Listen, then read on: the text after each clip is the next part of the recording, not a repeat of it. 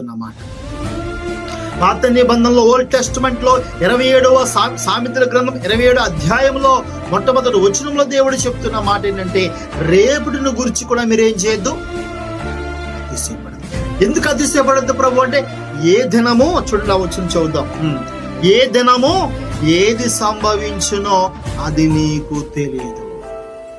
అలా మనం చాలా సంపాదించేసుకున్నామండి, ఎన్నో కూర్చుకున్నాం, ధనము, డబ్బు, పిల్లలు, కొడుకులు, కూతురు ఎన్నో సంపాదించుకున్నాం.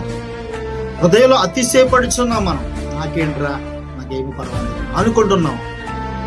ఏ దినము ఏమి సంభవించినో మనకు తెలుస్తుందా?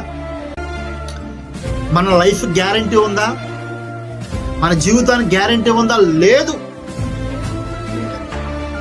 అందుకే మనము ఏదో ఉందని రేపటి దినం గురించి అతిశయపడటం అనేది తప్పే. ఏదో లేదని కృంగిపోవటం కూడా తప్పని పరిశుద్ధ గ్రంథం సెలవిస్తుంది. అప్పుడు మీరు అనొచ్చు, ఏంట్రనైనా మీరు ఏం చెప్తున్నారు?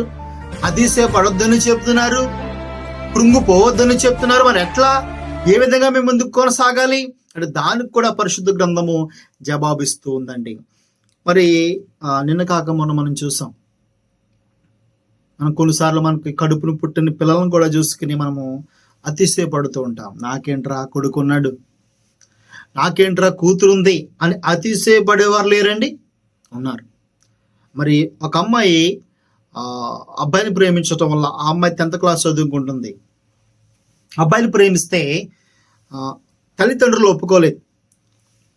అప్పుడు అబ్బాయి కూడా వెళ్ళిపోతే అమ్మ తల్లి అనగా పిల్ల తల్లి కేసు పెట్టి తీసి తెచ్చుకుంది వెనక్కి. ఎవరైనా అదే చేస్తారు కదండి, సహజంగా ఎవరు చేసినా అదే చేస్తారు.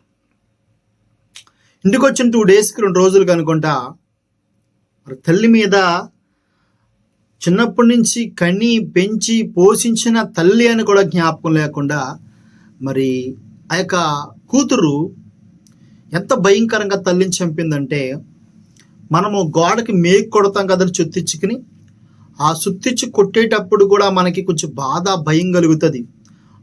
ఇటుకలు పాడైపోతాయేమో, గోడ పాడైపోతుందేమో అని కొన్నిసార్లు మనకు భయం కలుగుతుంది.